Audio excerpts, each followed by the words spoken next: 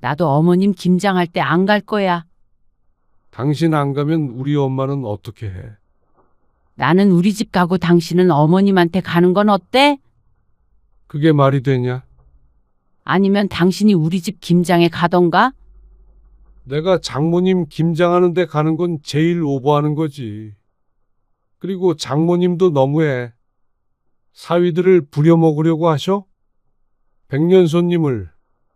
그럼 며느리는 부려 먹어도 되고?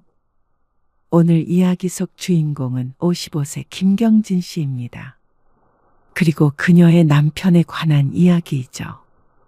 김 씨는 평생을 맏며느리 노릇을 했습니다. 차례, 제사, 김장, 어느 것 하나 빠질 수가 없었습니다. 하지만 반대로 왜 그 오랜 세월 동안 남편은 처가 행사에 그토록 참여하지 않았던 것인지 몰랐습니다. 아무도 이상하게 생각하지 않는 현실이 오히려 이상할 지경이었습니다. 사위는 백년사위라는 말이 괜히 있는 것이 아니구나 싶었습니다.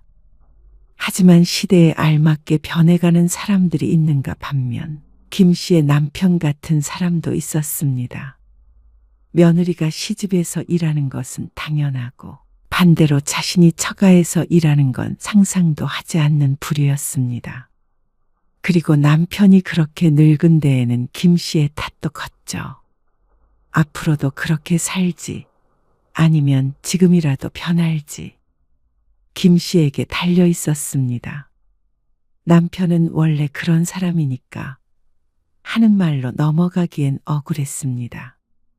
게다가 본인조차 부모님과 처가를 차별하는데 앞으로도 아무 말도 안 한다면 평생 그렇게 살겠죠.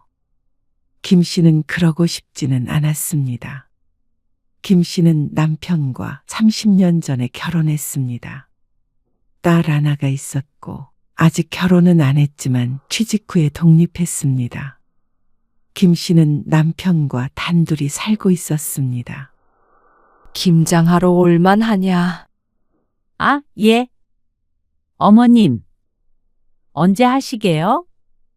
다음 주에 하려고 하는데 작은 애가 재료는 다 사놓는다고 하니까 돈은 작은 애한테 넣어라.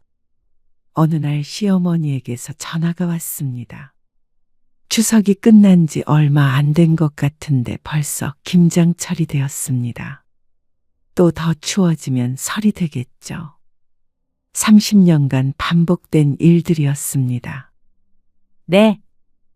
동서한테 돈 붙일게요. 고춧가루는 제가 사가고요. 그래라.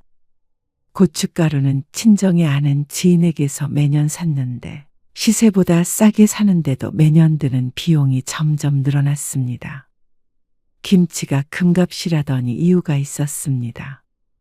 하지만 연례 행사라 어쩔 수 없었죠.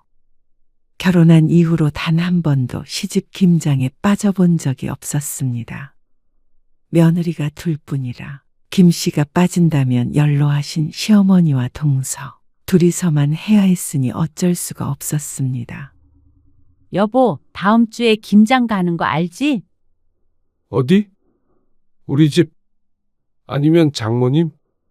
어머님, 남편은 고개를 끄덕였습니다. 시집은 김 씨의 집과는 차 타고 2시간 거리였습니다. 결코 가깝지 않은 곳이었습니다. 김 씨의 친정도 김장을 하는데 여자 남자 할 것 없이 다 같이 고무장갑을 끼고 일하는 분위기라면 시집은 그러지 않았습니다. 일단 아들이 둘뿐이라 식구가 적었고 그마저도 여자들만 일하는 분위기였습니다. 그래서 사실상 남편과 같이 가더라도 큰 도움이 되지 않았습니다. 무거운 것만 조금 들어주는 정도였기 때문에 김 씨가 혼나 내려가도 별반 다를 게 없었죠. 그래도 거기까지 혼자 가는 것보다는 운전이라도 해주는 게 나았습니다. 어머님, 좀 쉬고 계셔요. 저희가 할게요. 작은 동서가 시어머니를 보며 말했습니다. 그러는 자신도 힘든지 허리를 두드리고 있었는데 여든이 훌쩍 넘은 시어머니는 보기에 안쓰러울 정도였습니다. 이제 앞으로 몇 년이나 남았나 손꼽을 수도 있을 것 같았습니다. 네. 어머님. 앉아 계세요. 사실 몇 년 전 동서와 함께 김장을 따로 해서 시어머니에게 드릴까 어쩔까 의논했던 적이 있었습니다. 하지만 시어머니가 꼭 김장에는 참여를 하고 싶어 하시기에 어쩔 수 없었습니다. 시동생은 허리를 다쳤다고 오지 않아서 김장을 하는 인원은 무척 조촐했습니다. 참 집집마다 김장 분위기가 다른 것이 시집에서는 고기도 삶아 먹지 않았고 순수하게 노동만 했습니다. 젓갈 좀 더 부어라. 네. 이 정도요? 조금만 더. 먹을 식구가 많지 않아서 김장을 많이 하진 않지만 그래도 종일 걸리는 노동이었습니다. 어슬렁 돌아다니면서 할 일 없이 있는 남편이 얄미울 수밖에 없었습니다. 하지만 시어머니가 남자들이 부엌일 하는 걸 싫어하셔서 대놓고 일을 시킬 수는 없었죠. 여보. 저기 통 좀 옮겨줘. 시어머니 안 볼 때 부려먹을 수밖에 없었습니다. 수고했어. 이거 가져가. 시어머니가 김치 2통을 내밀었습니다. 매년 받는 양이었습니다. 이 김치 2통을 위해서 오는 것이 아니라 사실 시어머니의 김장을 돕는 의미였습니다. 혼자 계신 시어머니 적적할까봐 찾아뵙는 것도 있었습니다. 그게 자식된 도리라고 생각했습니다. 동서도 마찬가지일 테고 말이죠. 돌아가는 길에 어깨를 두드리자 남편도 수고했다고 한마디 했습니다. 힘들긴 했어도 1년에 한 번뿐이라고 생각하면 올만했습니다. 근데 한 통만 받아오지. 2통이나 받아와? 김치는 장모님이 하신 게 맛있어. 그런데 비밀이 하나 있긴 했습니다. 남편이 시어머니 김치를 별로 좋아하지 않고 오히려 김씨의 친정에서 김장한 것을 좋아했습니다. 좋아하는 것에서 지나쳐서 처가 김치가 없으면 밥을 못 먹는다는 말을 할 정도였습니다. 그러니까 시집에서 김장하는 것은 형식적인 것에 지나지 않았습니다. 그래도 2통은 가져와야지. 익혀서 김치찌개를 끓이면 괜찮았습니다. 시어머니가 김치에 대한 자부심도 있었고 자식이 많이 가져가길 원하셔서 어쩔 수 없었습니다. 남편은 잘 손대지 않았지만 김씨는 시어머니가 고생해서 담근 김치를 김씨는 끝까지 맛있게 먹었습니다. 그리고 그 다음 주가 친정의 김장이었습니다. 우리는 김장 끝냈으니까 그쪽 스케줄에 맞추면 돼. 친정 김장 날짜를 잡으려고 형제들끼리 연락을 여러 번 주고 받았습니다. 아무래도 김씨처럼 김장을 2번 하는 경우도 있었으니 말이죠. 내가 이번에 네 형부 팔 다친 얘기했지? 아, 깁스했다며? 김장 못 와? 가긴 가지. 근데 막 일하기가 힘드니까 혹시 제부 올 수 없는지 물어보려는 거지? 딸 셋, 아들 하나인 집인데 남동생은 해외에 살고 있고 여동생은 오래전에 이혼을 했습니다. 그러니까 김장에 올 수 있는 남자는 형부와 김씨의 남편밖에 없었습니다. 김장을 워낙 많이 해서 인력은 넘쳤지만 그 중에서 가장 일을 잘하는 게 형부였죠. 그리고 이렇게 김씨의 언니가 묻는 이유가 있었습니다. 김씨의 남편은 친정 김장에 참석하지 않기 때문이었습니다. 예전에는 처가 김치가 맛있다고 몇 번 따라갔었지만 오래전에 그만뒀습니다. 아무래도 한 번 다녀오면 힘든 건 분명했으니 말이죠. 안 간다고 할 것 같은데. 그러면 어쩔 수 없긴 한데 네 형부도 힘들잖아. 그렇지? 내가 한번 물어볼게. 친정의 김장은 시집과는 분위기가 사뭇 달랐습니다. 김장을 위해 모인다기보다도 가족 행사 같은 것이었습니다. 식구가 많아 김장을 한꺼번에 많기는 했지만 그만큼 북적거리면서 재밌게 놀다 왔습니다. 해마다 사진도 찍어서 단톡방에 공유도 하고 말이죠. 사실 김장이라기보다는 추억 만들기에 가까웠습니다. 그래서 굳이 좋아하지도 않는 남편을 끌고 갈 생각을 하지 않았습니다. 이야기는 몇 번 꺼내본 적은 있었죠. 다음 주에 우리 집 김장하는데 당신도 가자. 내가 거길 왜 가? 형부가 팔을 다쳤는데 그래도 힘쓸 사람 하나는 있어야지. 아, 싫어. 난 불편해. 당신도 고기 삶아서 김치 먹고 하면 좋잖아. 그거 잠깐 먹으려고 종일 거기서 북적북적 싫어. 그리고 일정 있어. 무슨 일정? 운동하러 가. 동호회. 남편은 더 이상 말하지 말라는 듯이 손을 휘 저었습니다. 그런 남편에게 서운한 감정이 들었습니다. 평소에는 같이 가자는 소리도 잘 안 하는데 이번만 참석하면 어디가 덧나나 싶었습니다. 바로 지난주에 시집에 가서 김장하고 왔으면서 말이죠. 불공평하지 않아? 뭐가? 불퉁한 김 씨의 목소리에 남편이 돌아봤습니다. 아니, 나는 시집에 가서 매년 김장하는데 당신은 왜 우리 집에 안 가? 우리랑 같냐? 우리 집은 조금밖에 안 하고 당신은 김장이 아니라 무슨 김치 축제처럼 하잖아. 힘들어. 사람이 많으니까 덜 힘들지. 그리고 같이 모여서 노는 거지 뭐. 그러니까 나는 놀러 안 간다고. 끝까지 남편은 거절했습니다. 그리고 처가 김장에 가는 남자가 어딨냐? 그 말에 김 씨는 할 말을 잃었습니다.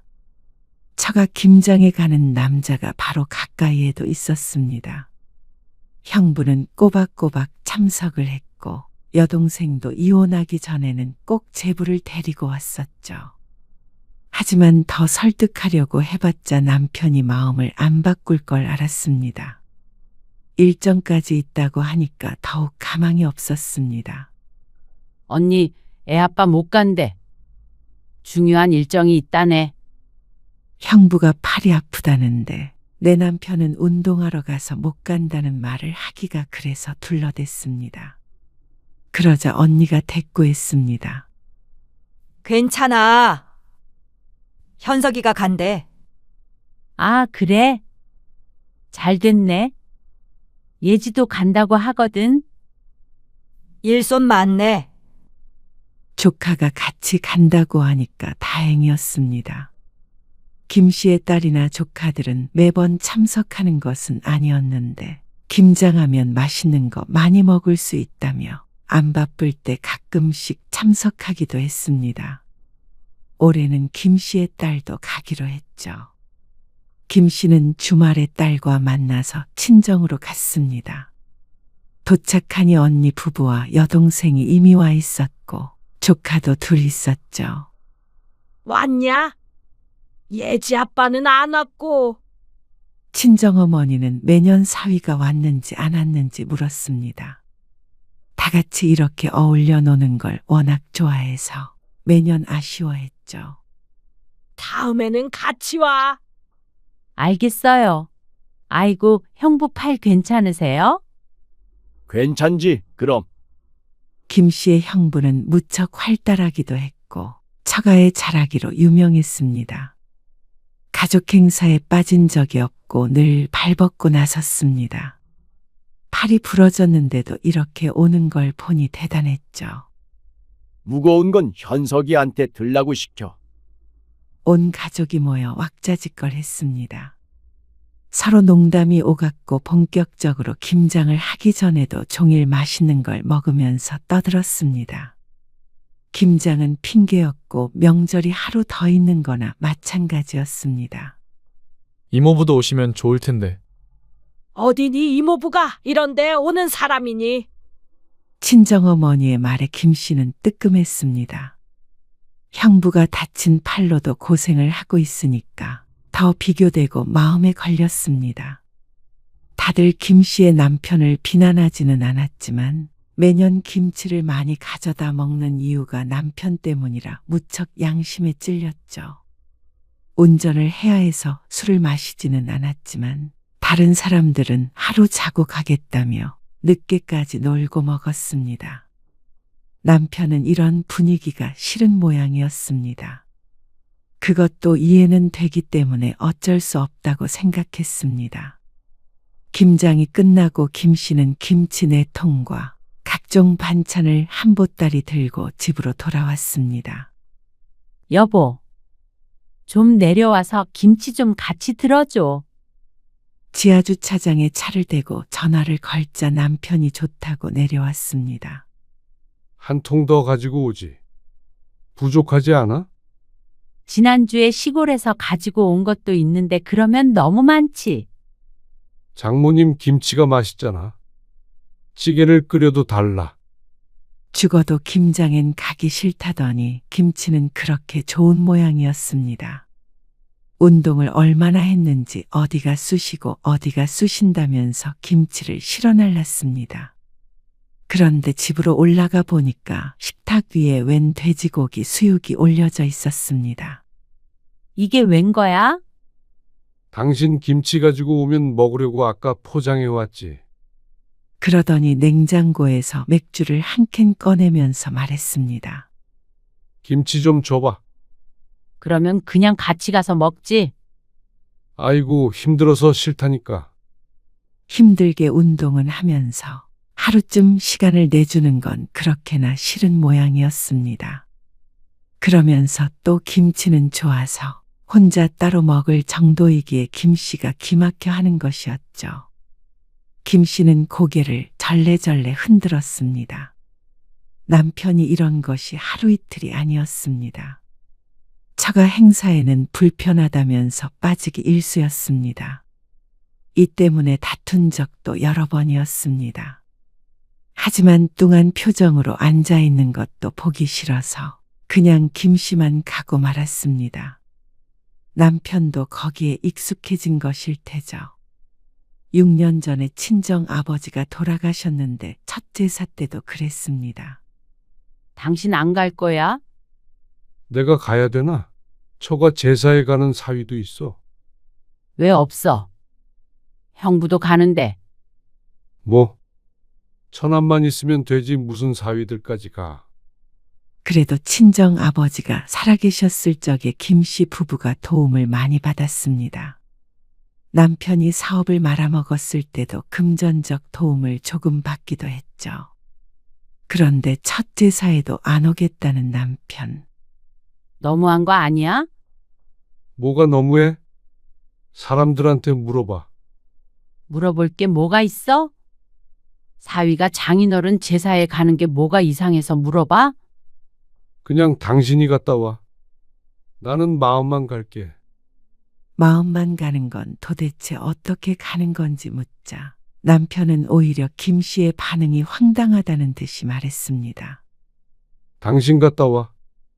나는 여태껏 매년 명절에 차례 지내고 제사 지내고 김장에 생신해. 근데 당신은 우리 아버지 제사도 가기 싫다는 거야? 김 씨도 참다 터졌습니다. 아니, 싫다는 게 아니라 내가 꼭 가야 해? 아, 그럼 안 가? 그럼 나는 왜 가? 당신네 제사에. 며느리가 제사 지내는 거랑 사위가 처가 제사 지내는 거랑 같아? 뭐가 달라? 사위는 가족 아니야? 다르지? 하지만 뭐가 다른지는 말하지 못하는 남편. 그러면 나도 아버님 제사에 안 가? 뭐? 맏며느리가 안 가면 어떡해? 그리고 정말로 그해 김 씨는 제사에 남편만 내려보냈습니다. 그러니까 시어머니는 난리가 났고 돌아온 남편과 김 씨는 또다시 싸웠죠. 다음 해부터는 남편도 친정아버지 제사에 함께 갔습니다. 다른 건 몰라도 제사만큼은 같이 가줬으면 했습니다. 간다고 사위에게 제사상을 차리라고 하지는 않으니까 말이죠. 딸이 셋이라 그럴 필요도 없었습니다. 그래서 김 씨도 시아버지 제사에 참석했습니다. 참석이라기보다는 제사상을 차리는 며느리 노릇을 한 것이니까 남편과 다르긴 했죠. 하지만 그런 것까지 하나하나 따지고 싶지는 않았습니다. 남편의 말대로 김 씨의 집엔 일손이 많았으니 말이죠. 그때부터 남편이 달라진 건 아니었습니다.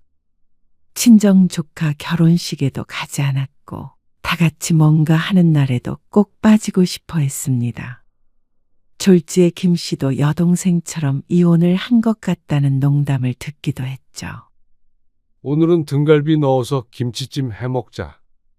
퇴근길에 전화한 남편이 말했습니다. 김치찜? 김치 없는데? 뭐? 김치가 없어? 다 떨어졌어? 어머님 김치로 할까? 그걸로 하면 맛이 없는데. 시어머니는 양념이 약한 편이었는데 그래서 물김치 같다며 남편이 좋아하지 않았습니다. 그래서 남편이 없을 때 김씨 혼자 먹을 때나 꺼내서 먹곤 했죠.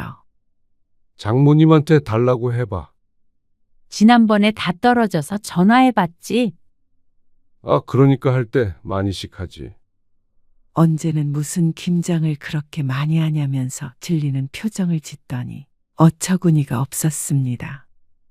당신도 가서 김장 같이 하면 더 많이 가져올 수 있지. 식구가 많다 보니까 김치를 나눌 때 참석한 사람 수에 따라서 가져오는 양이 다를 수밖에 없었습니다.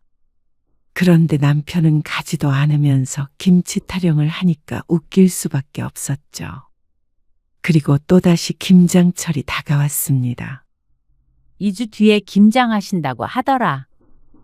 낮에 시어머니와 통화를 했는데 보름 뒤 주말에 하겠다고 했습니다.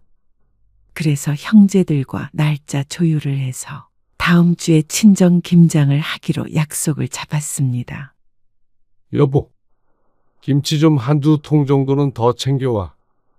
그렇게나 많이 어떻게 가져와? 다른 사람들도 있는데. 통을 2개 더 들고 가서 얼른 담으면 되지. 얌체짓을 하라고? 얌체는 무슨 얌체야? 여러 사람이서 하면 몇 포기 더 하는 거 일도 아니잖아. 그러면 당신도 가던지. 남들이 고생하는 것은 아무것도 아닌 것처럼 얘기하면서 자기가 가서 일할 생각은 없는 남편이 얄미웠습니다. 그래서 말을 꺼냈더니 남편은 또 심드렁한 반응이었습니다. 약속 있어. 당신은 꼭 김장 날만 약속 잡더라. 그러면 집에서 나 혼자 뭐해? 같이 갈 생각은 도저히 안 드는 모양이었습니다. 남편의 말처럼 할 수는 없었습니다. 내 통도 충분히 많이 챙긴 것이었습니다. 그런데 문제가 생겼습니다. 김장을 이번 주에 해야겠다. 며칠 뒤에 시어머니에게서 전화가 왔습니다. 갑자기 일정을 당기겠다는 말이 당황스러웠습니다. 그 다음 주에 잔치에 갈 일이 있어서 먼저 해야겠어. 아, 그날 친정도 김장을 하기로 해서요. 차라리 한 주 더 미룰까요? 뭐? 그때는 너무 늦지. 친정 김장을 늦추면 되잖냐. 시어머니의 말에 당황스러워서 할 말을 잃었습니다. 친정 식구들끼리 다 같이 하는 걸 뻔히 알고 있으면서도 하는 말이었죠. 아, 상의를 좀 해보고요. 다시 연락드릴게요. 일단은 확답을 미루고 전화를 끊었습니다. 당연히 남편에게 말을 했죠. 여보, 어머님이 김장 날짜를 바꾸자고 그러시는데 근데 왜? 김장 날짜가 겹치네. 우리는 일정을 다 맞춰서 바꾸기가 힘들어. 알잖아? 그러면 당연히 우리 집으로 가야지. 뭐? 왜? 당신 안 가면 우리 엄마는 어떻게 해? 그게 문제였습니다. 김 씨가 안 가면 동서와 시어머니 둘이서 해야 했으니 말이죠. 나는 우리 집 가고 당신은 어머님한테 가는 건 어때? 그게 말이 되냐? 안 그러면 김치를 못 갖고 오는데 괜찮아? 장모님 김치?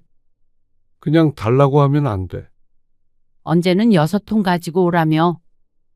올해만 그냥 달라고 해. 어쩔 수가 없잖아.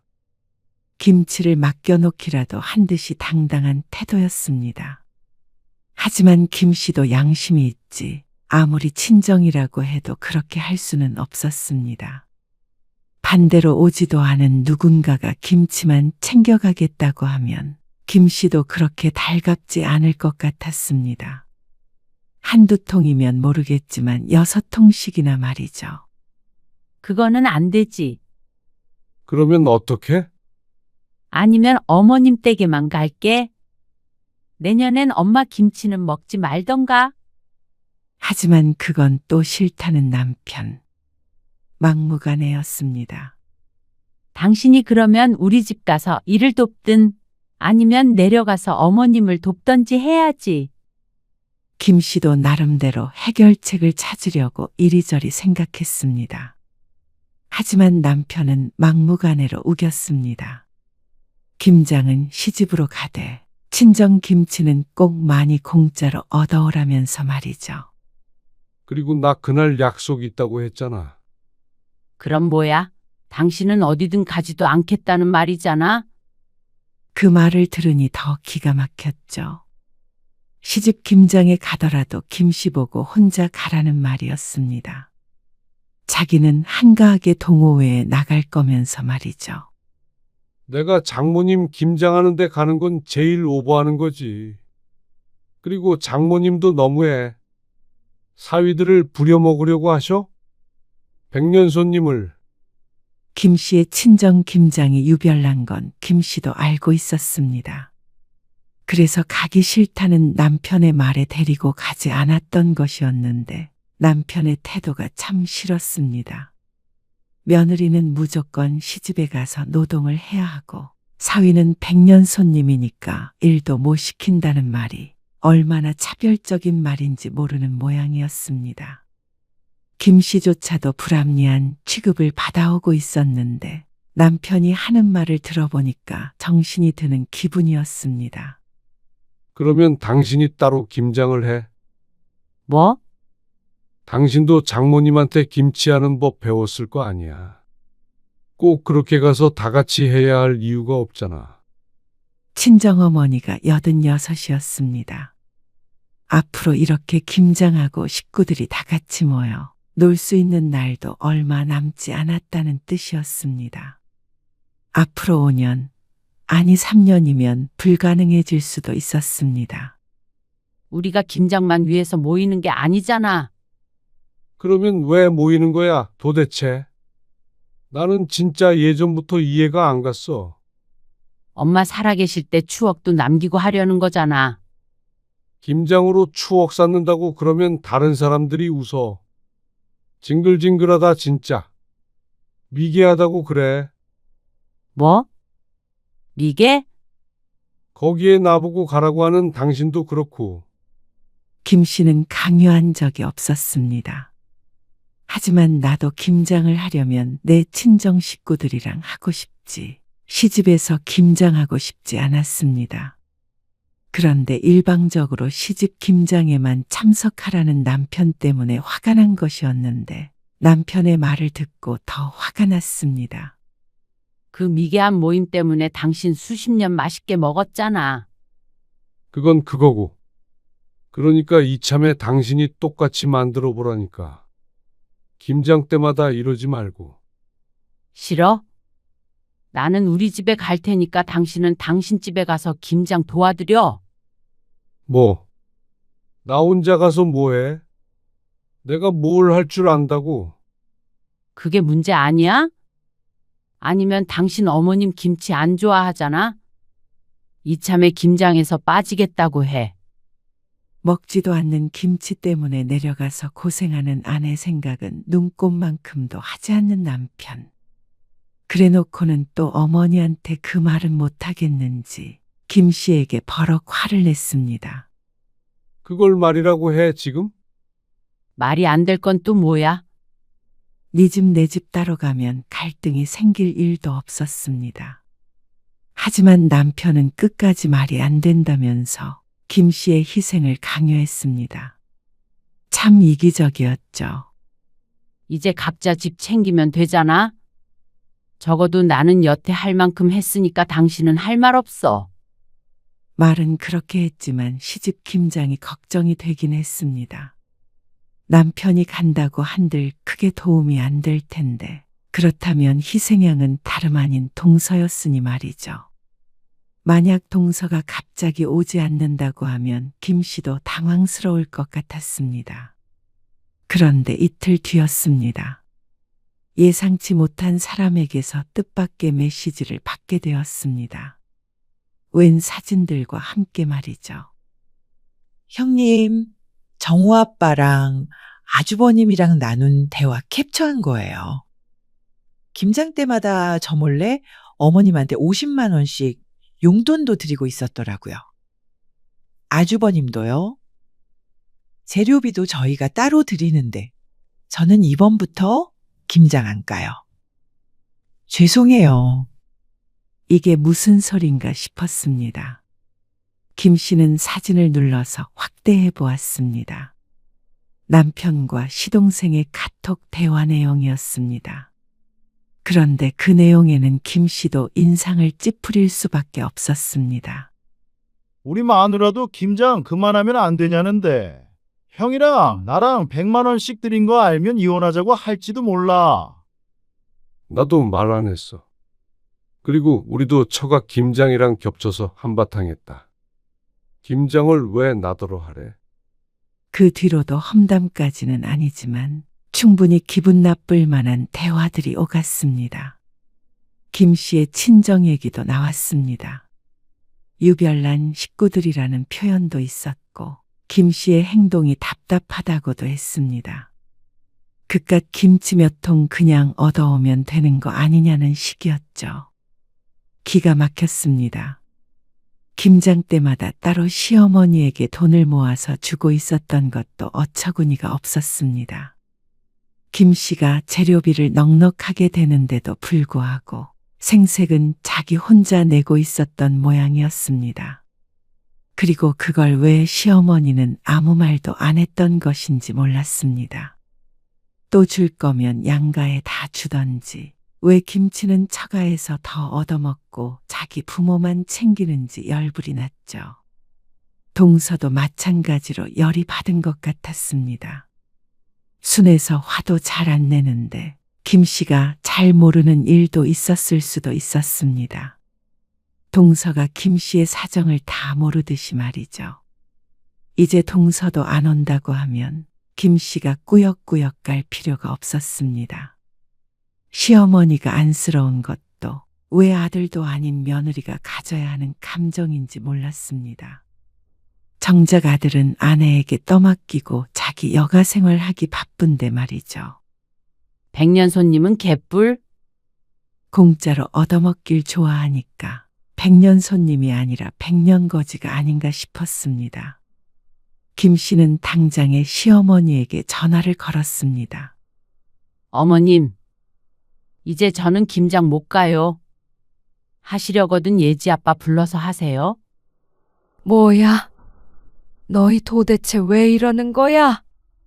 동서가 벌써 연락을 한 모양이었습니다. 아들들 냅두고 왜 며느리들만 잡으셔요? 김장하고 싶으시면 예지 아빠한테 시키세요. 나이 먹고 힘 빠지니까 시애미가 웃음냐. 내가 살면 얼마나 산다고. 1년에 한 번 김장 좀 같이 하자는 게 그렇게 힘들어. 앞으로 몇 번이나 이 짓 더 하겠냐.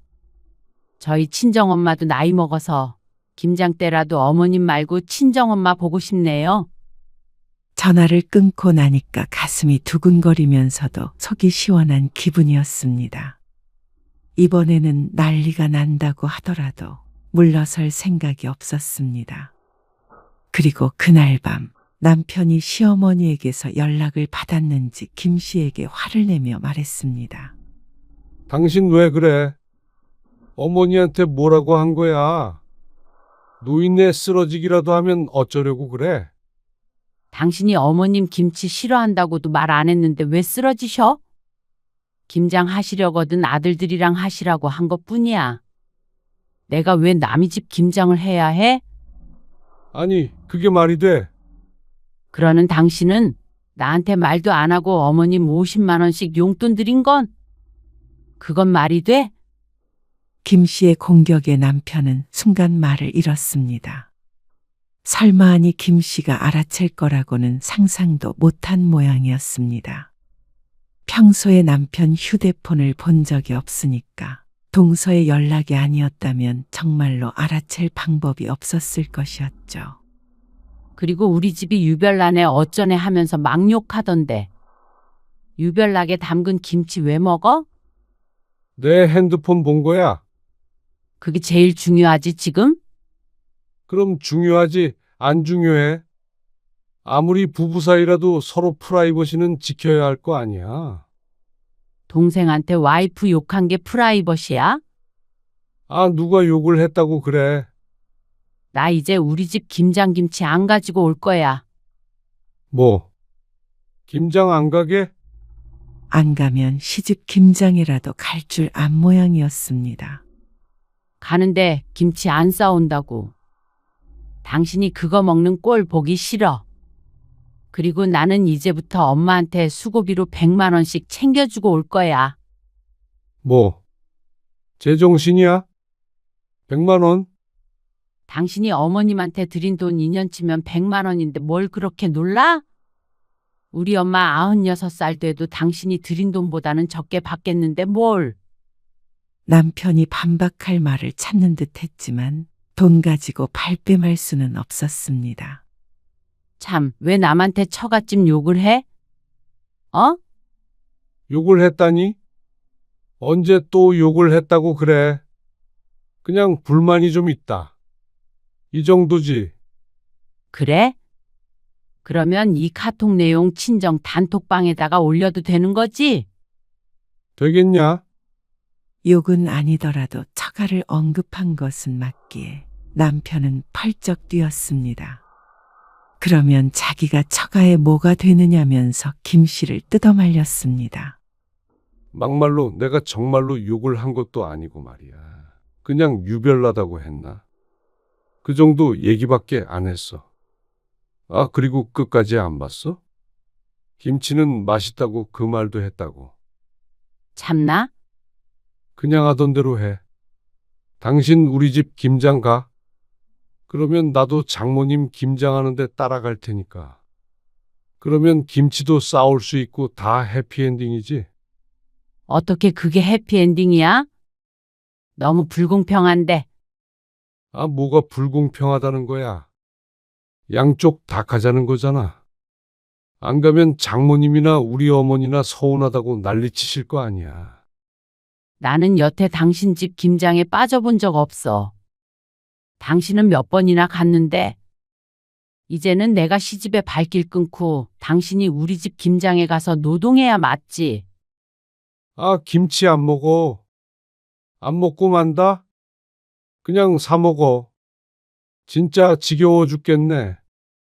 그놈의 김치. 당신이 안 먹고 끝날 게 아니지. 그럼 뭐? 진짜로 나 혼자 가서 김장을 도우란 말이야? 김 씨가 고개를 끄덕이자 남편이 기가 막힌 듯 헛웃음을 몇 번 내쉬었습니다. 당신이 좀 진지하게 생각해봐. 그동안 처가 행사에 제대로 참석한 적이나 있나? 당신이 그렇게 따지는 며느리 돌이 난 하려고 노력했는데 당신은 뭐 하나 노력한 게 있나? 그리고 우리 예지가 당신 같은 남자 만나서 나처럼 산다고 생각해보라고. 아, 도대체 갑자기 왜 이래? 앞으로 어머니 50만 원 안 드리면 될 거 아니야? 당신이 그렇게 못하겠다면 나도 앞으로 내 부모만 신경 쓰면서 살 거야. 그건 또 안 되겠는지 남편이 머리를 벅벅 긁었습니다. 김 씨는 방으로 들어가 버렸습니다. 그리고 얼마 뒤 친정 김장날 김 씨는 몸살이 났습니다. 갈까 말까 고민이 되어서 늦게 참석하겠다고 친정 단톡방에 메시지를 남겼습니다. 그리고 남편은 동도 트기 전에 아침 일찍 말없이 집을 나섰습니다. 결국엔 동호회에 가거나 혼자 시골에 내려간다고 생각했습니다. 한숨을 쉬었습니다. 머릿속도 복잡했고 몸도 안 좋아서 한숨 자고 일어났는데 웬 메시지가 와 있었습니다. 사진이라고 적혀 있는 카톡 메시지를 누르고 김 씨는 깜짝 놀랐습니다. 다 같이 고무장갑을 끼고 찍은 사진이 올라왔는데 그 중에 김 씨의 남편도 있었죠. 뭐야? 안 갈 것처럼 하더니 어색한 표정으로 앉아있는 모습이 웃겼습니다. 그리고 다른 메시지도 보니까 남편이 보낸 것도 있었습니다. 당신은 오늘은 오지 마. 내가 김장해서 가지고 갈 테니까. 김 씨가 몸살 난 걸 알고 있는지 몸이 안 좋으니까 집에 있으란 말을 덧붙였습니다. 김 씨는 얼떨떨했습니다. 사진 속에서 다른 가족들은 한바구음을 짓고 있었습니다. 근데 어머님은 어떻게 하고 여길 간 거야? 분명히 시어머니가 가만히 있지 않았을 텐데 의아했습니다. 시어머니에게서 별다른 연락도 없었기에 더욱 그랬죠. 그리고 저녁 늦은 시간, 남편은 김치 6통을 들고 집으로 돌아왔습니다. 꼭 전쟁에서 이겨 전리품을 챙겨온 장군 같은 표정이었습니다. 이것 봐. 내가 6통 챙겨왔어. 이렇게나 많이? 내가 오늘 제일 열심히 했다. 장모님 용돈도 드리고 왔고. 그러니까 이 정도는 챙겨도 돼.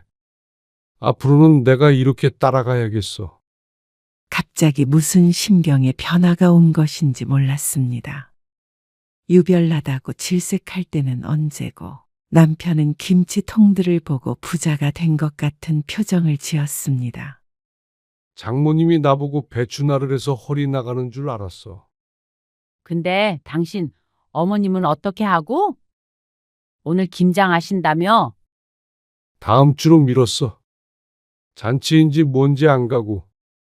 그리고 거기도 내가 다녀올 테니까 당신은 신경 쓰지 마. 갑자기 왜 이러는 거야? 갑작스러운 변화에 김 씨도 당황스러울 따름이었습니다. 어머니한테는 차마 김치가 맛없다고 말은 못했어. 앞으로 몇 번이나 더 하겠냐? 내가 가서 도울 테니까 당신은 신경 쓰지 마. 내가 당신 말 듣고 생각해보니까 살면서 처가에 잘했던 기억이 잘 없더라고. 그리고 예지가 나 같은 사람 만나서 당신처럼 산다고 생각해보란 말에 정신이 번쩍 들었어. 그렇게 생각하니까 좀 이해가 돼? 그래. 사위가 그러면 괘씸하지. 남편도 나름대로 혼자 생각을 많이 한 것 같았습니다. 그냥 나는 우리 집 김장 갈게. 당신은 당신 집 가. 우리 집 유별난 건 나도 알아. 그런데 남편이 고개를 저었습니다. 아니야. 나름대로 재밌었어. 전에는 싫다며? 몰라. 나이 드니까 또 그런 것도 나쁘지 않은 것 같고. 거기서 먹으니까 더 맛있는 것 같기도 하고. 김치도 많이 주시니까. 그리고 남편이 덧붙였습니다. 당신 명절에나 제사 때도 고생하고 그런 거 알아. 나도 그만큼 만회해보려고. 그 말을 듣자 오히려 김 씨는 시어머니를 떠올리게 됐습니다. 그렇게 전화를 했던 것이 조금 미안했습니다. 아무리 그래도 시어머니인데 말이죠. 남편이 김 씨의 친정에 잘한다면 김 씨도 시집에 잘하고 싶었습니다. 그게 부부가 아닌가 싶었습니다. 남편이 하루아침에 다른 사람이 될 거라고 생각하지는 않았습니다. 그래도 이전보다는 훨씬 나은 상황이 된 것은 분명했죠. 그런데 의외의 변화가 시집에서도 일어났습니다. 시동생 부부가 이혼 위기까지 갔다가 겨우 화해했는데 그 과정에서 시동생이 김장이든 제사든 대신 음식을 하겠다고 나섰다는 것이었습니다. 어쩌면 김 씨 부부와 비슷했죠. 그렇게 된 이상 시어머니도 며느리들만 잡을 수는 없었습니다. 결국 남편들이 마음을 고쳐먹으면 될 일이었죠. 시어머니는 먼저 며느리들 눈치를 받고 올해는 간단히 하자, 힘들면 그만두자라는 말을 입에 올렸습니다. 김 씨는 예전처럼 먼저 나서지 않았습니다. 대신 남편이 먼저 이번 주에 우리 집, 다음 주에 장모님 댁 김장 갈까라고 말을 꺼냈습니다. 30년 동안 한 번도 들어보지 못한 말이었습니다. 김 씨는 동서에게 받았던 카톡 사진을 지워버렸습니다. 진짜로 단톡방에 올릴 마음도 없었습니다. 남편도 그 일을 가장 반성했습니다. 그러니까 한 번 더 기회를 주자 싶었습니다. 사실 김 씨도 유치한 건 마찬가지였고 애초에 시집에서 시키는 대로 했던 스스로의 잘못도 컸습니다. 누굴 탓할 문제가 아니었습니다. 친정 식구들은 남편이 김장에 참석하게 되니까 기뻐했습니다. 이런 분위기에 찬물을 붓고 싶지 않았고 남편도 앞으로도 진심으로 참여할 의지를 보이니까 됐다 싶었습니다. 언제까지 갈지는 모르겠지만 말이죠. 언젠가 안 간다고 해도 상관없었습니다. 김 씨도 시집에서 어느 정도 해방이 됐으니까 억울할 것도 없었습니다. 역시 장모님 김치가 맛있어. 흰밥에 빨간 김치를 올리며 군침을 삼키는 남편을 보며 피식 웃을 뿐이었습니다.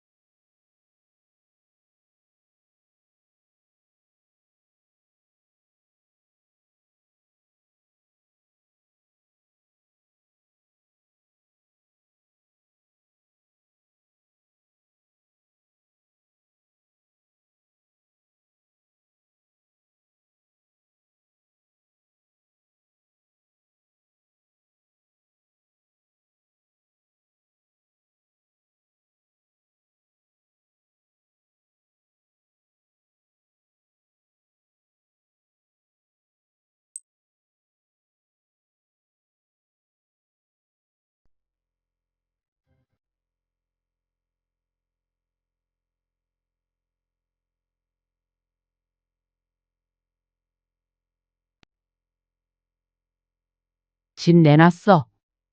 네? 정말로 이사 가시는 거예요? 그러면 나중에 손주들 어떻게 보시려고요? 명절에 보면 되지. 너무 서운해요. 그렇게 멀리 가시면 저희는 어떡해요? 그리고 어머님도 근처에 가족도 하나 없는 거잖아요. 외롭잖아요. 가까이 계셔야 제가 이렇게 자주 찾아뵙죠. 제가 딸 노릇 하고 싶었어요. 나는 그냥 혼자 있는 시간이 필요한 사람이야. 네 마음은 고맙지만 정말로 적당한 거리 유지하면서 살자. 딸 노릇 안 해도 돼.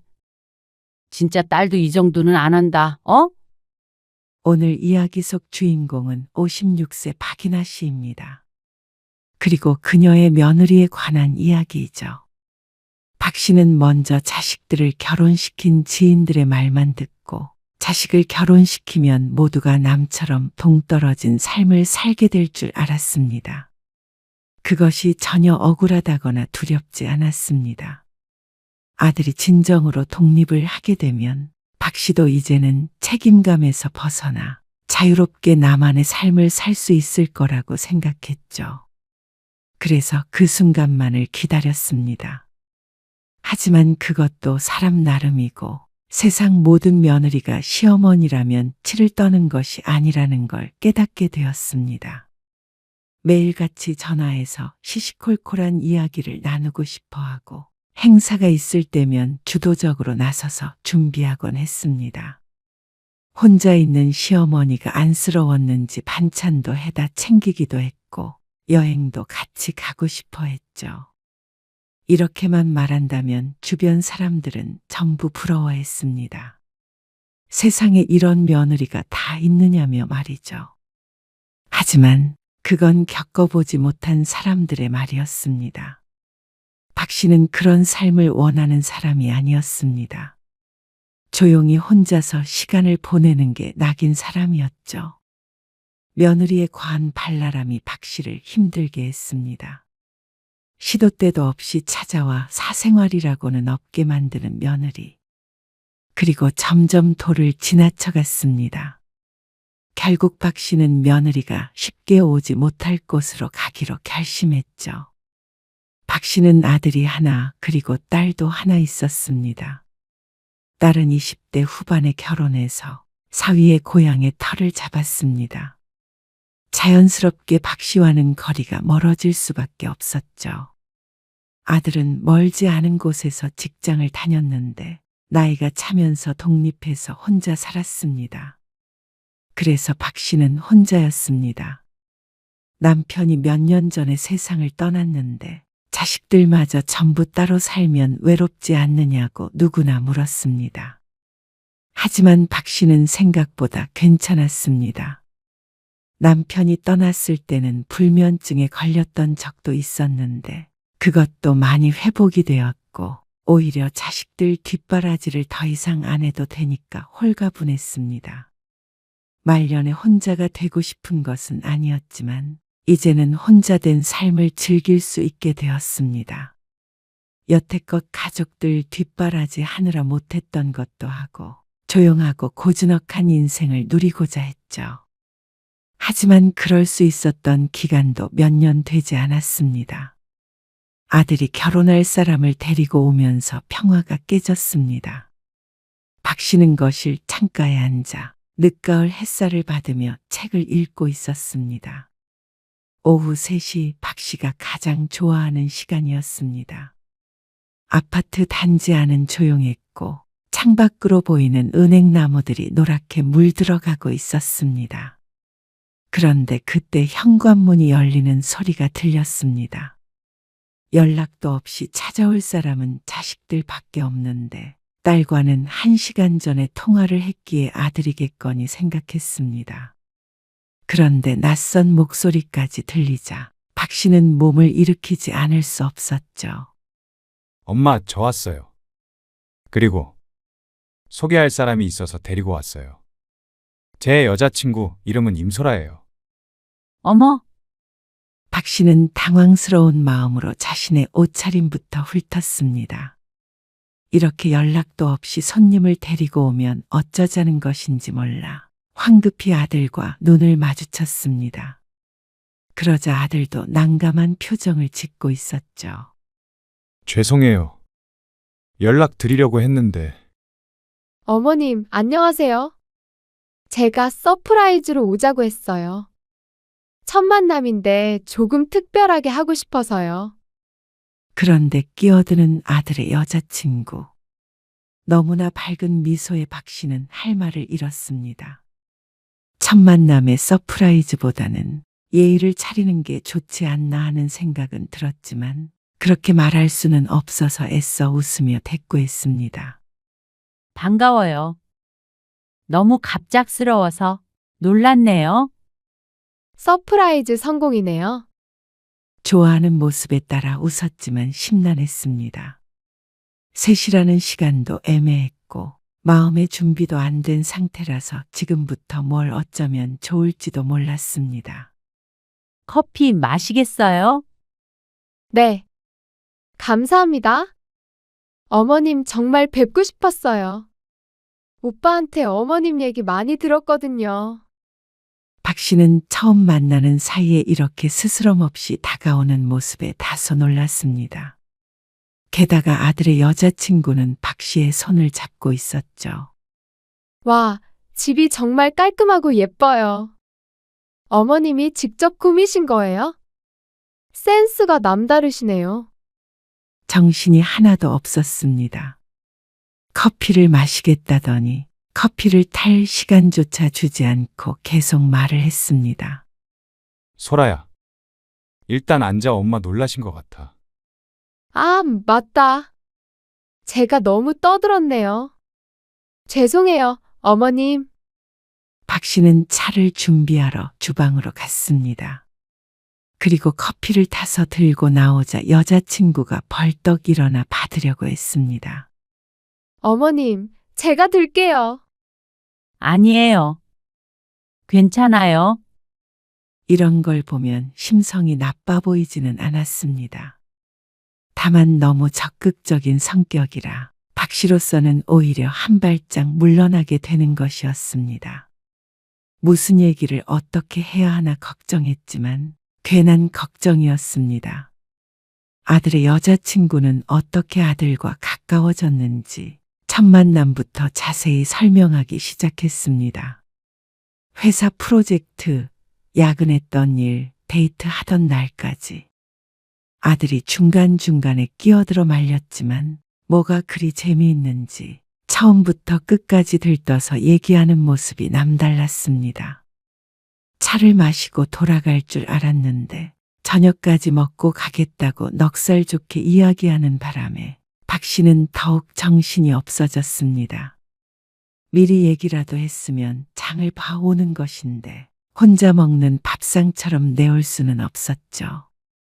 결국 집 앞 식당에서 밥을 먹었습니다. 들어가서 과일 먹고 갈까요? 어머님 혼자 계시면 심심하실 것 같은데? 식사를 마친 다음에는 자연스럽게 헤어질 생각을 하고 있는데 또 박 씨의 집으로 들어오겠다는 말에 박 씨도 모르게 질린 얼굴이 되었습니다. 아까 오후부터 지금까지 귀신에 홀린 것 같았습니다. 분명히 조용히 커피를 마시고 있었던 것 같은데 어떻게 이렇게 됐는지 몰랐죠. 소라야. 이만 가자. 엄마 피곤하신 것 같아. 아, 그래?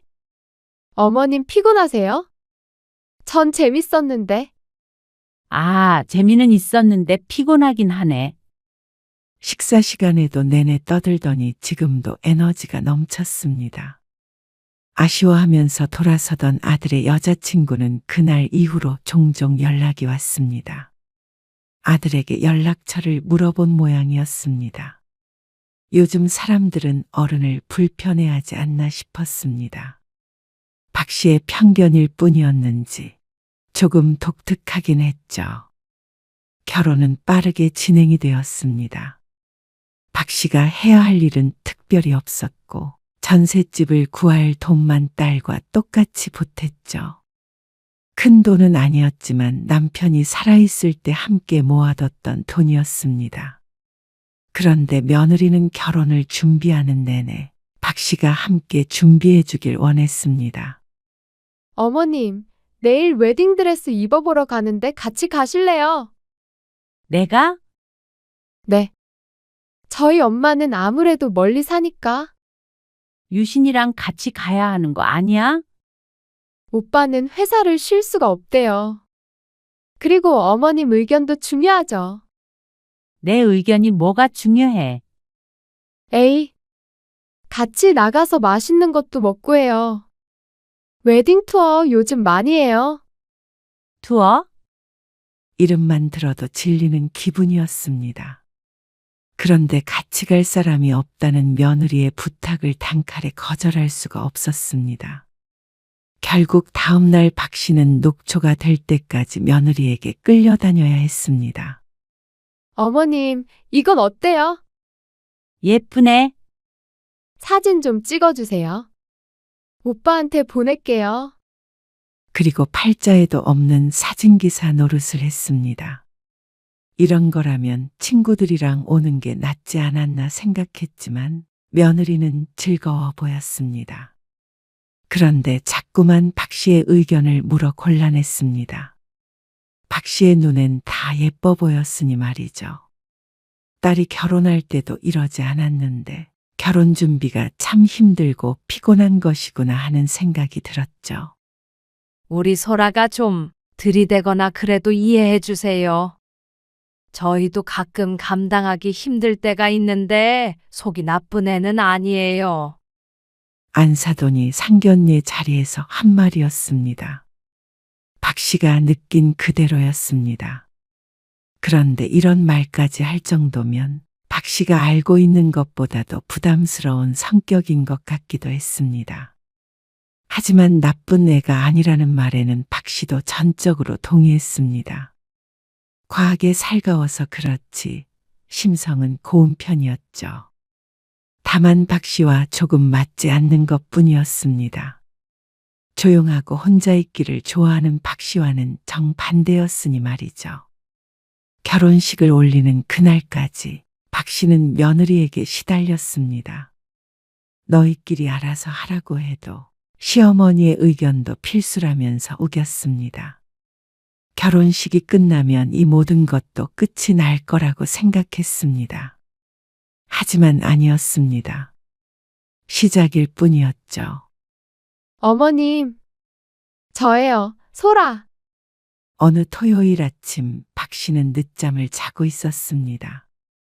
평소보다 피곤해서 9시가 넘도록 침대에 누워 있었는데 초인종이 울렸죠. 박 씨는 부스스한 머리를 정리하며 현관으로 나갔습니다. 그런데 며느리가 양손 가득 뭔가를 들고 서 있었습니다. 제가 너무 일찍 왔죠? 근데 오늘 날씨가 너무 좋아서 어머님이랑 나들이 가려고요. 나들이? 네. 새로 생긴 수목원이 있는데 엄청 예쁘다고 해서요. 제가 이렇게 도시락도 싸왔어요. 너무 갑작스럽기도 했고 오늘은 집에서 쉬고 싶은 마음이 컸습니다. 하지만 며느리의 기대에 찬 눈빛을 보니까 차마 거절할 수가 없었습니다. 유신이는? 오빠는 어제 회식이었는데 술을 너무 많이 마셨는지 아직도 자요. 그렇다고 어색하게 시어머니와 단둘이 놀러가서 도시락까지 먹을 생각을 했는지 정말 여러 가지 의미로 남다른 며느리였습니다. 친구들에게 말하면 아마 놀랄 것 같았습니다. 박 씨 또래의 지인들에겐 며느리가 너무 철벽을 쳐서 서운하다는 게 대부분의 고민이었기 때문이었습니다. 어머님, 여기 서보세요. 빛이 너무 예쁘게 들어와요. 이제 그만 찍자. 하루 종일 수목원을 돌아다녔습니다. 그리고 며느리는 쉴 새 없이 사진을 찍었습니다. 어색하고 말고 할 틈도 없었습니다. 박 씨와 함께 박 씨 혼자, 며느리 혼자 꽃과 함께 나무 앞에서 이제 정말로 그만하고 싶었습니다. 한 장만 더요. 진짜 마지막이에요. 박 씨는 작게 한숨을 쉬었습니다. 꼭 결혼 전에 웨딩드레스를 고르러 다닐 때와 비슷한 기분이었습니다. 며느리와 함께 있으면 늘 이렇게 며느리에게 길을 뺏기는 듯한 기분이 들었죠. 엄마, 소라랑 수목원 가셨다면서요? 그래? 재밌는 시간 보내다 오세요. 아들은 그런 두 사람을 보고 뿌듯하기라도 한 모양이었습니다. 엄마 혼자 계시니까 소라가 걱정 많이 하더라고요. 외로우실 것 같다고. 하지만 박 씨는 혼자 있는다고 외로움을 느끼는 성격은 아니었습니다. 오히려 혼자 있어야 편한 타입이었죠. 아무래도 자식들 둘 다 결혼시키고 혼자 사니까 며느리가 오해한 것 같았습니다. 그래서 수목원에서 나와서 집으로 가는 길, 며느리와 헤어지기 전에 박 씨가 며느리에게 조용히 말했습니다. 나는 사실 이렇게 돌아다니는 거 별로 안 좋아해. 집에서 혼자 책 읽거나 텔레비전 보는 게 제일 좋아. 그러니까 내 걱정은 안 해도 돼. 아, 정말요? 저는 사람들이랑 떠들썩하게 있어야 좋던데. 재밌잖아요. 다 같이. 아니야. 그러니까 이렇게 안 찾아와도 돼. 저는 그냥 제가 좋아서 오는 거예요. 걱정 마세요.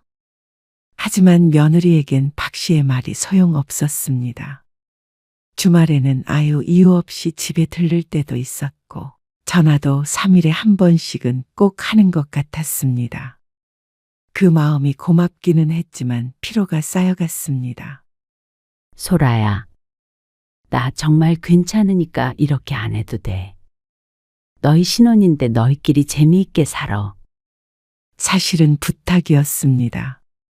하지만 며느리는 도통 알아듣지를 못했습니다. 박 씨를 위해서 일부러 노력하는 것 같지는 않았고 원래 그런 성격이라는 것이 시간이 지날수록 점점 이해가 갔습니다. 작은 일도 크게, 조용할 일도 시끄럽게 만드는 게 며느리의 방식이었죠. 혹시나 해서 하는 말인데 내 생일에 오지 말어. 전화 한 통이면 되니깐 생일상 차린다고 괜히 그러지 마. 안 그럴게요. 정말이야. 조용히 있고 싶어서 그래. 에이, 저 그날 바빠요. 어머님, 생일에 못 온다는 며느리의 말에 이토록 안심하는 시어머니는 없을 것 같았습니다. 그렇지만 다행이었습니다. 신신당부를 해놓은 덕의 생일에는 요란을 떨지 않아도 될 듯했죠. 하지만 역시나 우려했던 일이 현실이 되었습니다. 어머님, 서프라이즈? 생일 오후 며느리는 기어이 온 식구들을 다 끌고 왔습니다. 비밀로 하느라 혼났다면서 생글생글 웃었습니다. 박 씨는 문 밖에 서 있는 아들과 딸, 사위, 손주들까지 망연자실하게 바라보았습니다. 명절에도 이렇게 다 같이 모이기는 쉽지 않은데 며느리가 노력을 한 모양이었습니다. 박 씨는 한숨을 애써 삼켰습니다. 모처럼 만났는데 박 씨가 언짢은 기색을 보이면 분위기가 망쳐질까 싶었죠.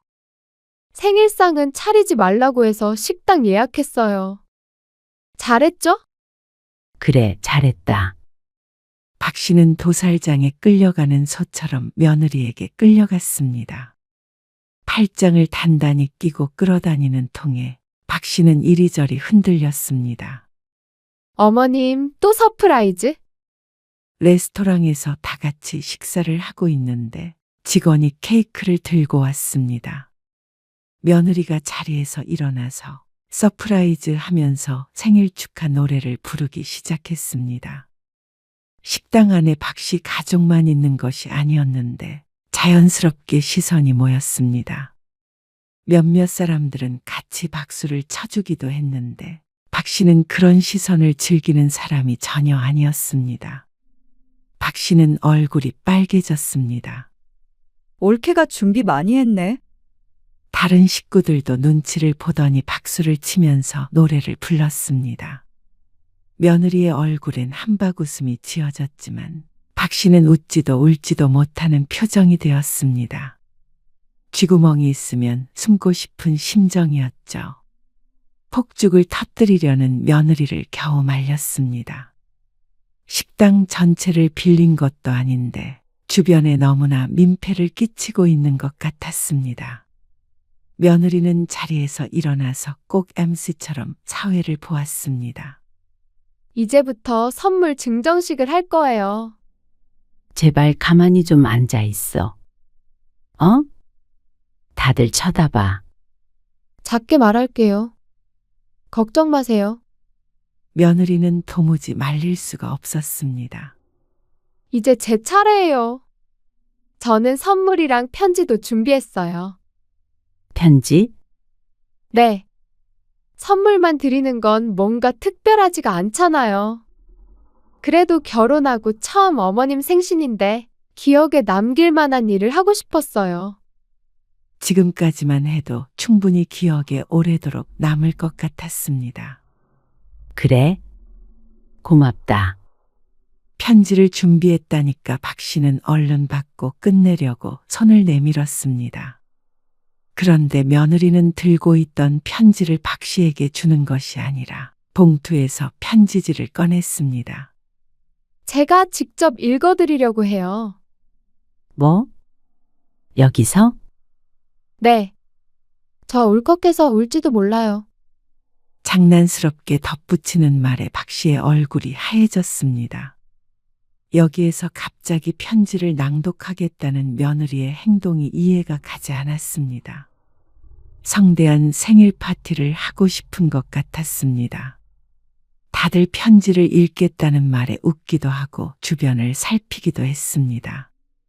제발, 그냥 줘. 읽지 말고.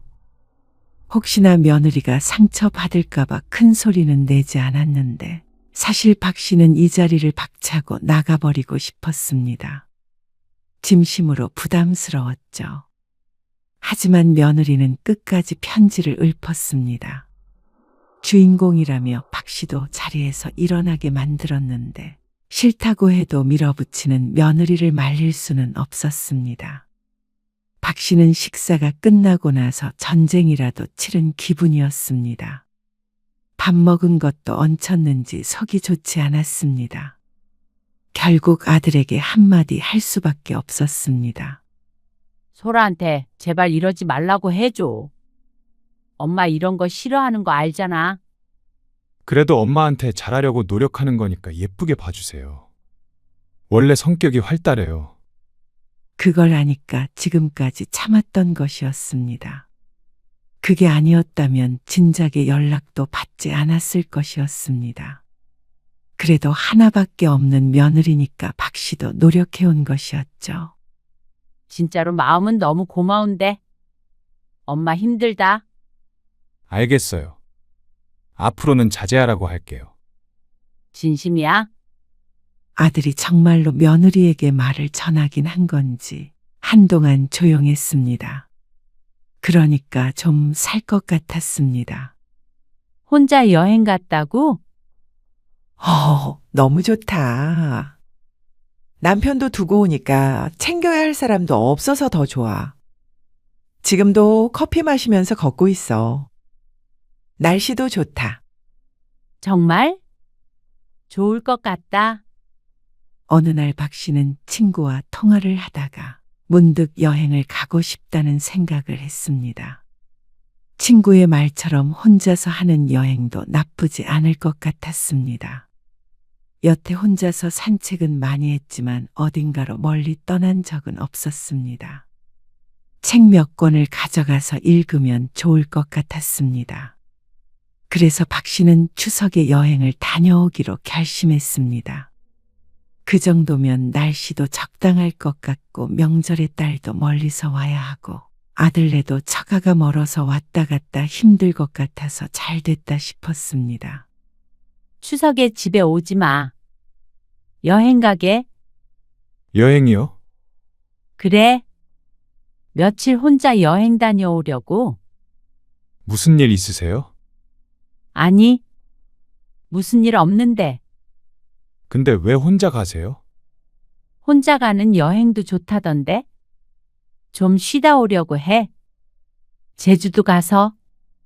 아들은 언제 가느냐, 비행기 표는 예약했느냐, 몇 가지 질문을 더 했습니다.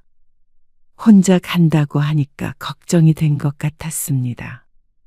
며느리는 따로 연락이 없었습니다. 여행 간다고 하면 혹시라도 따라온다고 할까봐 걱정이었는데 괜한 기우였던 것 같았습니다. 아무래도 아들이 말을 잘 해놓았나 보다 생각했죠. 딸은 좋아했습니다.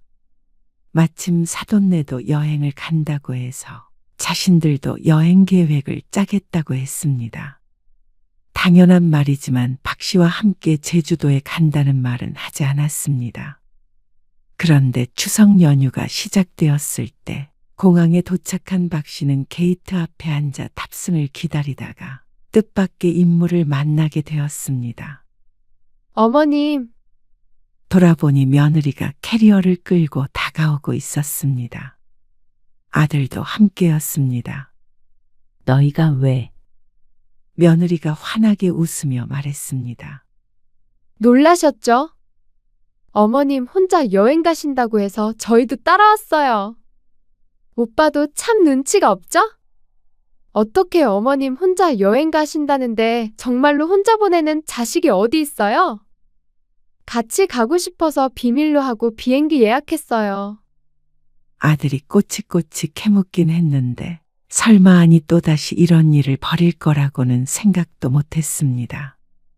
하지만 아들도 원했던 것은 아닌 모양이었는지 박 씨와 눈이 마주치자 고개를 가로저었습니다. 하지만 아들도 똑같았습니다. 아들 선에서 해결하면 될 일을 꼭 이렇게 며느리 뜻대로 되도록 놔두었으니 말이죠. 어머님이랑 같은 비행기는 표가 없어서 40분 후 비행기예요. 그러자 박 씨의 표정을 봤는지 아들이 미안한 얼굴로 말했습니다. 엄마, 소라도 가고 싶어 해서 같이 가면 더 좋잖아요. 이미 벌어진 일을 되돌릴 수는 없었습니다. 입이 방정이었습니다. 그냥 조용히 다녀왔어야 했는데 자신의 잘못이었습니다. 비행기 내려서 공항에서 조금만 기다려주세요. 며느리는 당연하다는 듯 여행에 동행했습니다. 박 씨는 졸지에 원하지 않던 가족여행을 하게 되었습니다. 제주공항에서 아들과 며느리를 기다리며 박 씨는 한숨을 쉬었습니다. 살면서 우유부단하다는 소리는 들어본 적이 없었는데 며느리 일만 되면 자꾸만 끌려다니는 기분이었습니다. 불행 중 다행은 같은 숙소가 아니라는 점이었습니다. 박 씨가 예약한 곳에 빈 방이 없어서 근처에 다른 숙소를 잡았다고 했습니다. 첫날은 같이 다니는데 둘째 날부터는 따로 여행하자. 너희도 둘이서 오붓하게 데이트해. 나는 나대로 다닐 테니까. 여기까지가 박 씨가 양보할 수 있는 선이었습니다. 아주 따로 다니고 싶었지만 제주도까지 따라온 아들 며느리를 완전히 외면할 수는 없었습니다. 그런 그녀에게 며느리는 서운해했습니다. 여기까지 왔는데 따로 다니자고요? 모처럼 왔는데 같이 다녀요. 제가 여행 일정도 다 짜왔어요. 그러면서 가방에서 웬 종이를 꺼내서 보여줬습니다. 1일차, 2일차, 3일차 하면서 빽빽하게 적힌 일정에 머리가 아파왔습니다. 나는 쉬려고 온 거야. 관광하려고 온 게 아니고. 그러니까 너희끼리 다녀. 알겠지? 그러면 같이 온 의미가 없잖아요. 그래서 혼자서 오려고 했던 거야. 에이, 다 같이 놀아야 재밌는데. 사실 형님한테도 여쭤봤는데 안 오겠다고 그러시더라고요. 딸 가족까지 왔으면 정말로 쓰러질 수도 있었습니다. 다행히 딸이 지난번 생일 때도 박 씨가 질색했던 것을 알아서 안 온 듯 했습니다. 어머님 조용한 거 좋아하시니까 저희가 조용히 따라다닐게요. 박 씨는 고개를 절레절레 저었습니다. 하루만 해. 하루만. 며느리가 입을 삐죽거렸습니다. 그런데 그 하루가 박 씨에게는 가장 힘든 날이었습니다. 어머님, 저희도 저 옷 사서 커플룩으로 입고 다닐까요? 며느리가 가리키는 곳을 보자 I love 제주라고 적힌 흰 티셔츠가 보였습니다. 그걸 셋이서 같이 입고 다니자는 말이었습니다. 생각만 해도 끔찍해서 단번에 거절했습니다. 여행에서는 그런 맛도 있어야죠. 너희 둘이 커플해. 나는 싫어. 에이, 어머님. 얼른 입어보세요. 안 입는다고 했잖아. 박 씨는 이제 며느리에게 짜증이 날 지경이었습니다. 왜 이렇게 사람을 못 살게 구는지 몰랐습니다.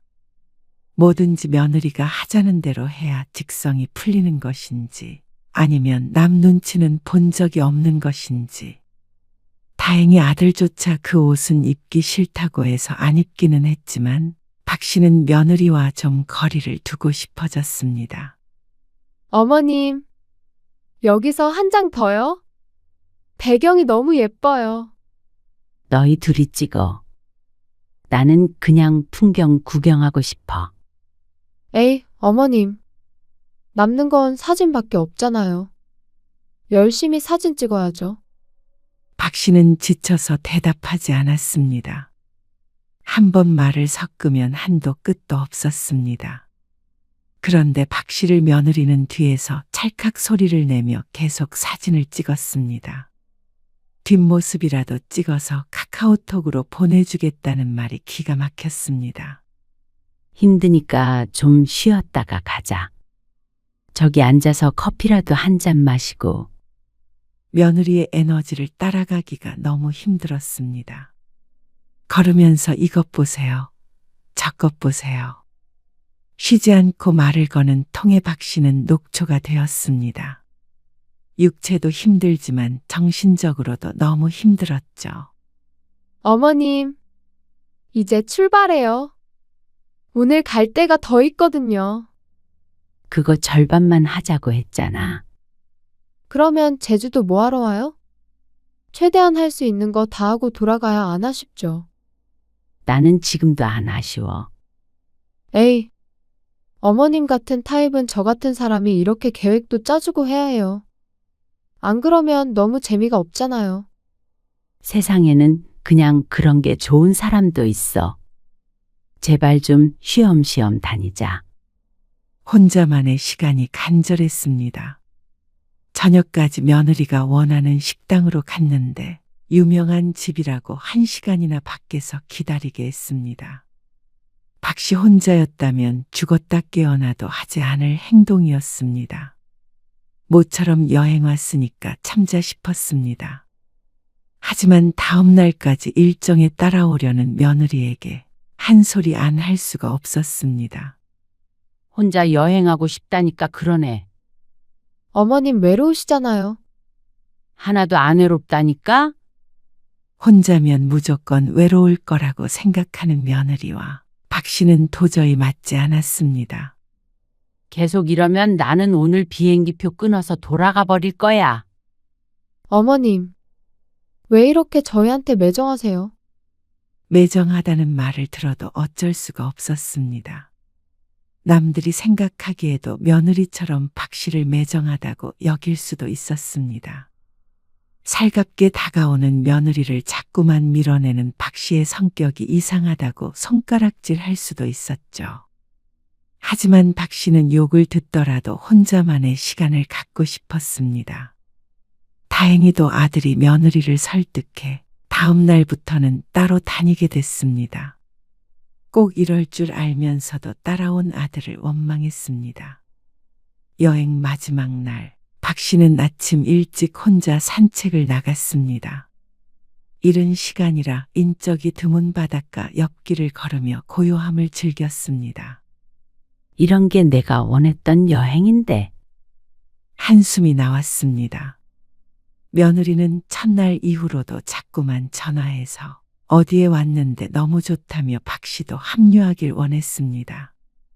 그리고 돌아가는 비행기는 같은 비행기라 같이 수속을 해야 했죠. 어머님, 다음에는 해외여행 같이 가요.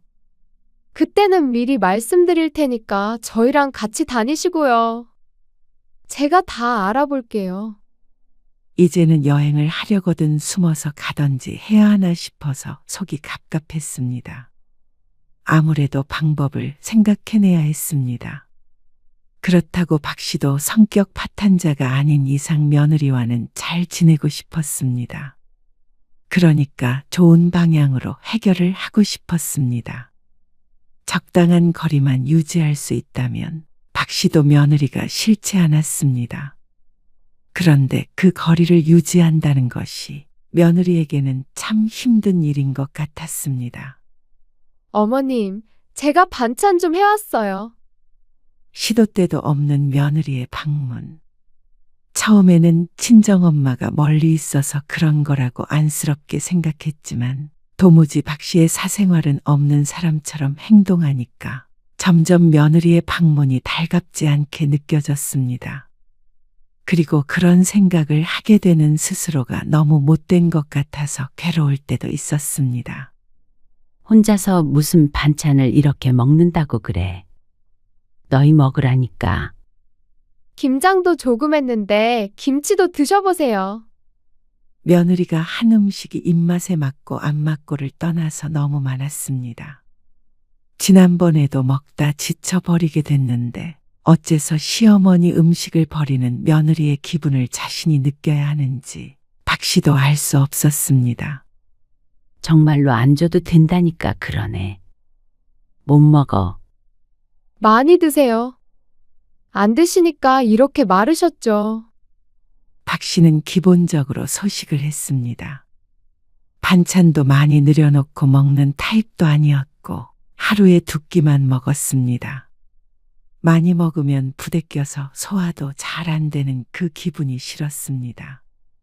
그런데 며느리가 반찬을 주기 시작하자 날마다 그 기분을 느껴야 했습니다. 억지로 두고 가는 음식을 그대로 버릴 수도 없는 노릇이니 말이죠. 제발 말 좀 들어, 어? 며느리는 좋게 말하든 화를 내든 남의 말을 잘 듣질 않았습니다. 자신이 생각하기에 좋은 것이 있으면 밀어붙였고 무조건 남과 나눠야 더 좋다고 생각했죠. 그러니까 박 씨를 챙기는 일은 며느리로서 좋은 일을 하는 거라고 굳게 믿고 있다는 말이었습니다. 박 씨는 가져온 반찬을 도로 돌려보냈습니다. 그러자 서운했는지 한동안 오지 않았는데 그것도 늘 그때뿐이었죠. 그러다 한번 제대로 말한 뒤로는 방문을 줄였는데 그러니까 조금 숨통이 트였습니다. 그러는 사이에 봄이 왔습니다.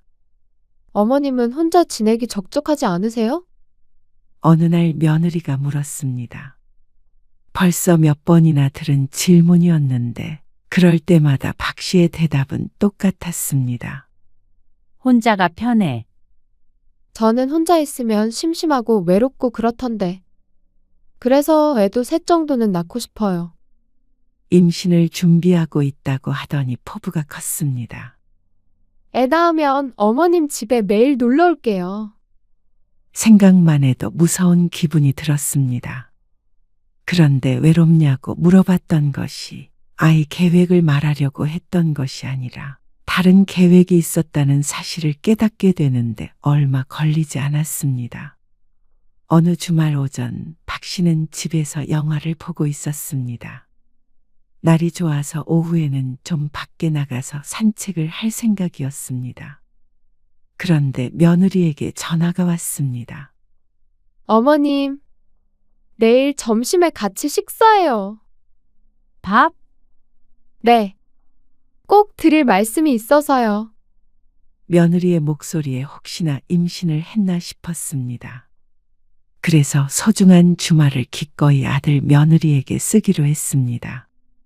며느리를 만나면 내일 저녁 늦게까지 잡혀 있어야 할 텐데 그럼에도 좋은 소식이니까 싫지 않았습니다.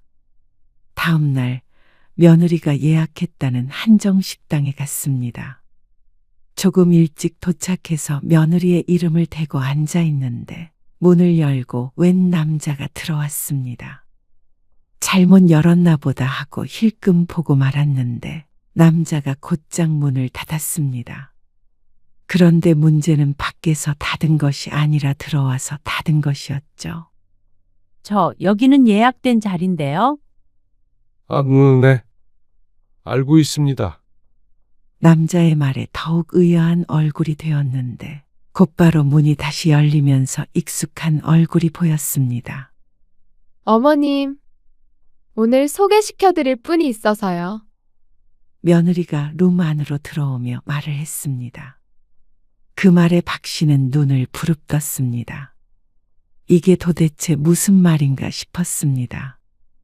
여기는 오빠랑 같이 다니는 동호회에서 만난 분인데 회사 운영하고 계시고요. 엄청 좋은 분이세요. 박 씨는 당황해서 이러지도 저러지도 못했습니다. 눈이 이리저리 흔들려 꼭 지진이라도 일어난 것 같았습니다. 박 씨의 반응이 이러니까 상대방도 당황스러운지 박 씨와 며느리를 번갈아 보았죠. 어머님은 일단 무조건 안 된다고 그러시니까 제가 서프라이즈로 준비한 거예요. 귀엽게 웃는 얼굴이 전혀 귀여워 보이지 않았습니다.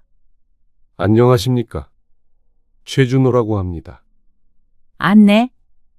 그러면 두 분 얘기 나누시라고. 저는 이만 가볼게요. 소라야. 박 씨가 다급히 며느리를 붙잡았지만 뭐가 그렇게 신나는지 며느리는 손으로 화이팅 포즈까지 취한 뒤에 문을 닫고 나갔습니다. 상대방에게 신뢰가 될까봐 뗐던 엉덩이를 다시 의자에 붙였습니다. 그런데 착잡해서 무슨 대화를 나눠야 할지 몰랐습니다. 여행도 좋아하시고 책 읽는 것도 좋아하신다고 들었는데 저도 비슷한 취향이어서. 박 씨는 어쩔 수 없이 낯선 남자와 대화를 나눠야 했습니다. 손에서 땀이 날 지경이었습니다. 모르고 나오셨나 봐요. 안내. 말을 안 해줘서 몰랐어요. 그냥 편하게 식사 한 끼 한다고 생각하시죠. 다행히 남자는 예의 없는 사람이 아니었습니다. 하지만 박 씨는 전혀 새로운 사람을 만날 생각이 없다는 게 문제였습니다. 박 씨는 헤어질 때 남자에게 사과를 해야 했습니다. 며느리가 제가 걱정돼서 그랬나 봐요. 근데 저는 지금이 좋아서. 예. 이해합니다. 상대방에게도 굉장한 결례라고 생각했습니다. 하지만 며느리는 사태의 심각성도 모른 채로 전화를 해왔습니다. 어머님, 어떠셨어요? 괜찮은 분이죠? 어머님도 혼자 계신 지 좀 되셨잖아요. 그분도 오래전에 사별하셨다고 그러더라고요.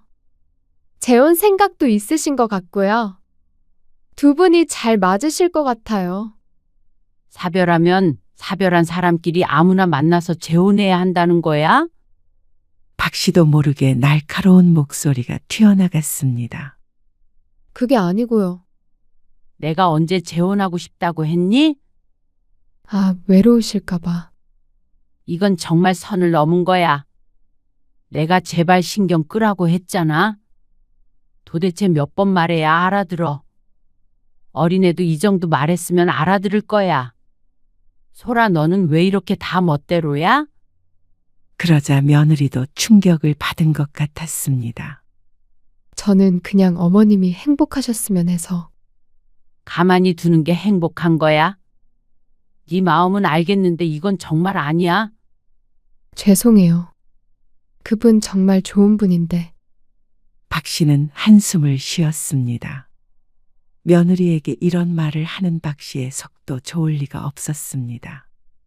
내 행복은 내가 알아서 할 테니까 제발 좀 내버려둬. 이제 지친다. 마음대로 찾아오지도 말고, 거리 좀 지키면서 살자. 네. 풀죽은 목소리가 마음에 걸렸습니다. 하지만 이렇게 말하지 않으면 도대체 알아먹지를 않으니까 어쩔 수가 없었습니다. 그리고 그날 밤에 아들에게서 연락이 왔습니다. 무슨 일 있으셨어요? 소라가 오늘 어머니 뵈러 간다고 그랬었는데 방에 틀어박혀서 안 나오네요. 아들의 말에 박 씨가 자초지종을 설명하자 아들은 다 듣고 난 뒤에 한숨을 크게 내쉬었습니다. 지난번에도 재혼 얘기 꺼내서 엄마가 싫어하실 거라고 말했는데 제 딴에는 엄마가 걱정됐나 봐요. 좋은 이유로 한 행동이든 아니든 상대방이 원하지 않는다면 그건 괴롭힘이나 마찬가지였습니다. 아들은 며느리의 행동을 포장하기 급급했습니다.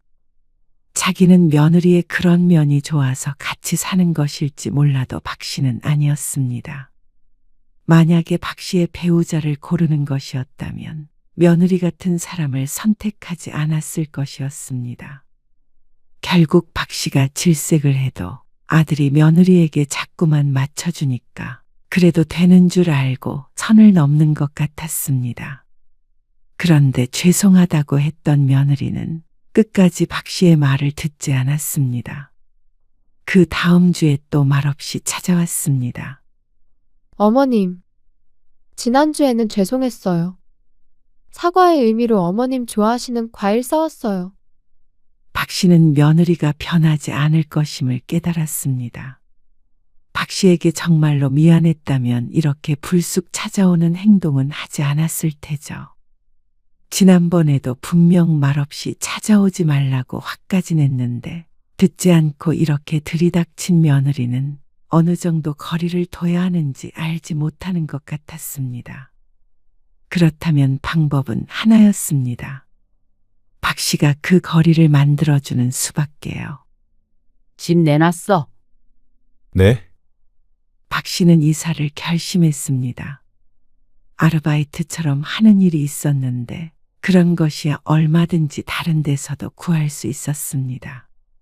꼭 이곳에 살아야 하는 이유도 이제는 없었습니다. 그냥 혼자서 원하는 대로 가면 그만이었죠. 그런 박 씨의 결정에 아들도 며느리도 놀랐습니다. 물리적인 거리가 필요했습니다.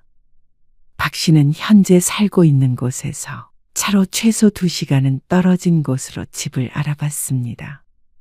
그래도 완전히 낯선 곳에 갈 수는 없어서 고향 근처의 소도시로 알아봤습니다. 한적하게 혼자 지낼 수 있는 그런 곳 말이죠. 그리고 마음에 드는 아파트를 찾았습니다.